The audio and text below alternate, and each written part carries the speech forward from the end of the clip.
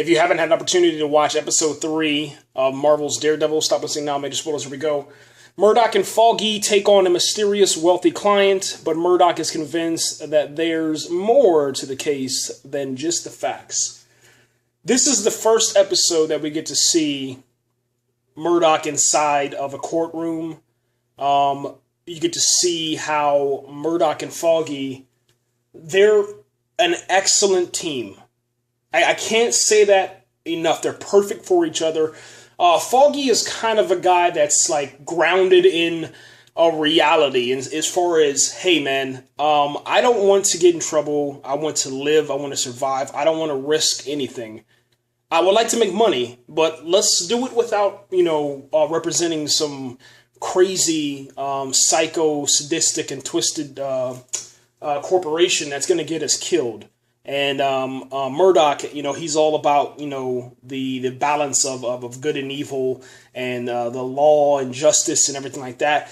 I would tell you this, man, and I say this, I've never watched a television show, that is perfectly dark, perfectly grounded, perfectly comic book-ish. I love the way that they're doing this, man. I mean, the fight sequences there's something out of like Banshee. If you ever watch Cinemax Banshee, it's like, it feels so real. And actually, you can feel the punches when you're watching it. You'll definitely react to it because they're perfect. It's like a mixture between like kung fu, parkour, mixed martial arts, street fighting, and anything else that you can throw in there. Even some Batman related stuff. It's beautiful. That's what I want to say. The color palette, the cinematography, the directing, the editing, the acting, everything in this show is perfect, man. This one I have to give a rating of 10 out of 10 stars, man. I thought Rabbit in the Snowstorm was perfect. That's the title of the episode because I don't think I gave it in the beginning.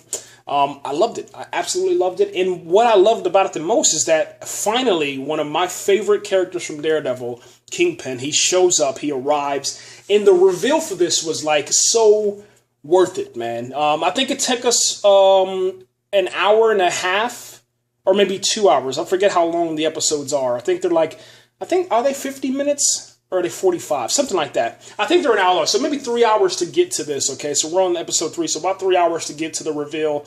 And you get to see the different lifestyle of Kingpin and how, he's definitely on a different pay scale than the rest of Hell's Kitchen, okay? It's a luxurious life.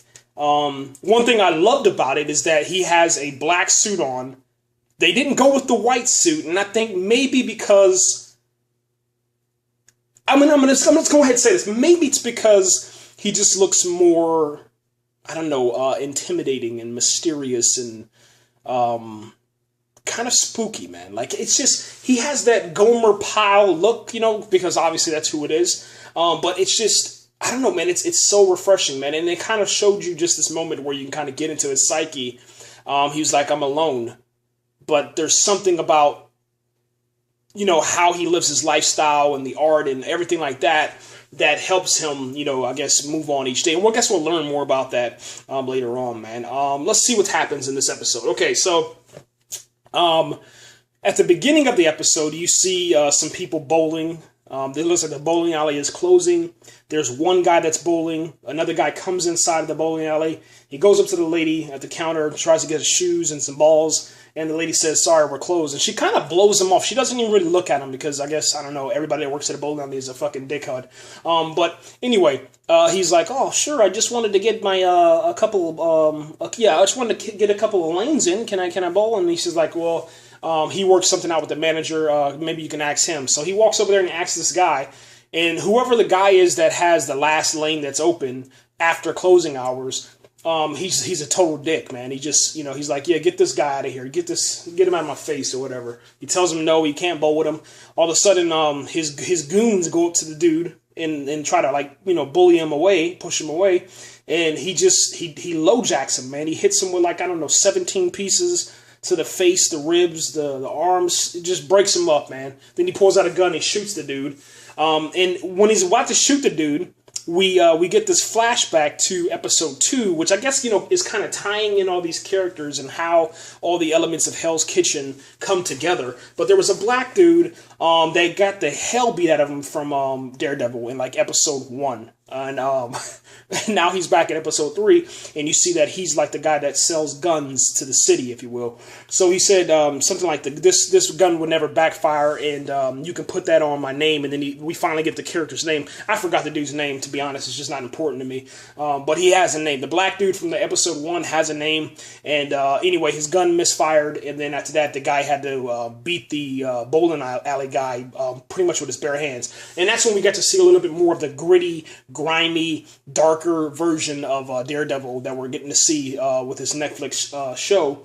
And they actually show broken bones, and then he beat this guy's brains in, like seriously, like smashed his damn head in with a bowling ball. It was one of the best scenes that I've ever witnessed on television and anything. I thought it was great. I love how, there's no fucking dancing baby Groots inside of this show. There's no comedy. It's just nothing but, I'm going to kill every single person that messes with my city. I want to get Hell's Kitchen back to the way that it used to be when I was a kid and with my dad and stuff like that. It's one of those shows, man, where you can feel the emotion from the character, and it's beautiful, man. It's done in a way that, because when I watch Batman Begins, and when I watch, the Dark Knight trilogy, and when I watch Iron Man and all these other different superhero shows, there's really only 2 characters that I can really say that I relate to. One of them is Daredevil, because I remember reading, Daredevil, when he was on top of that, it was like this what if comic. If Daredevil fell from grace, what if Daredevil fell from grace? And he was on top of the Statue of Liberty,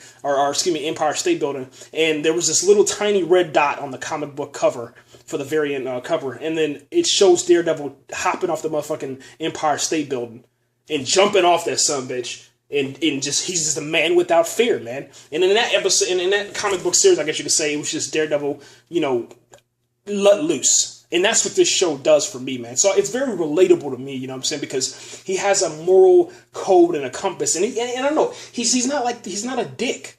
He's not a dick. Batman, I think, is a dick. Iron Man is a dick.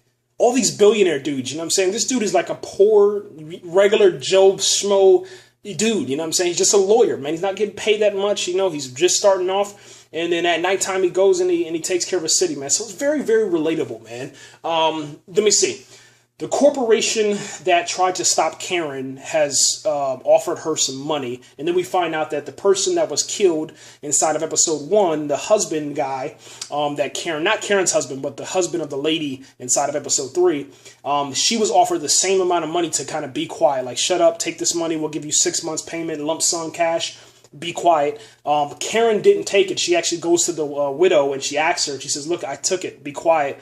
If you want this thing to go away and you care about people that you love, be quiet and take the money, man. But Karen's not going to take it. I'm pretty sure in like episode 4, 5, and 6 and going on down to 10, we'll probably find out that the corporation is going to find out something about Karen. Wilson Fisk, man. And you guys will recognize him from the comic books. You guys will recognize him as a character, I'm pretty sure, man. But no spoilers on that. I don't want to go into that. But what I love about the character, I will say this, is that he's not afraid of Murdock.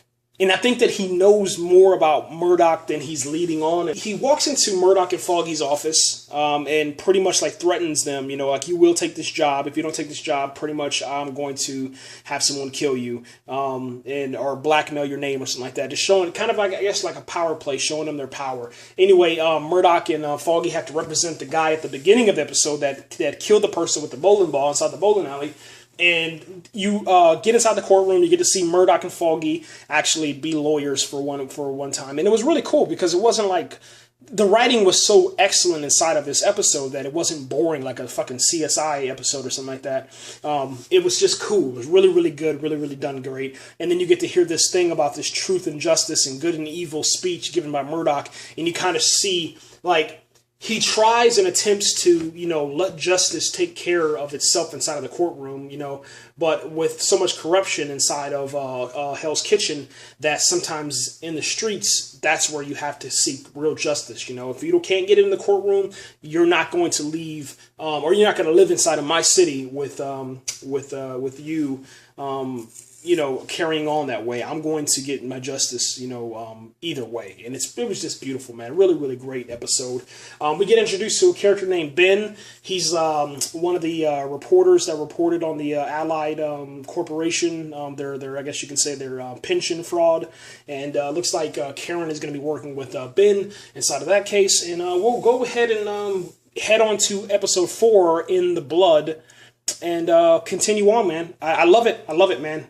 This Daredevil series is definitely a smash hit, man. It's kind of crazy to see Netflix, have another hit underneath their belt, and it's actually really refreshing to see Marvel have a hit on their hands on season 1, unlike what they did with Agents of S.H.I.E.L.D. and what they did with Phase 2 and how they destroyed that. It's good to see them try to get back in the ring, man, and kind of compete with DC Comics and DC TV and stuff like that. So, bravo, man, bravo. Guys, if you do get a chance to watch it, man, leave your comments and all that good stuff. And try not to spoil it, man. Try to stick with the episode, but if you have to, man, do that too. That's fine. Comment, like, subscribe, and share this video, man. I appreciate it, guys. Right there.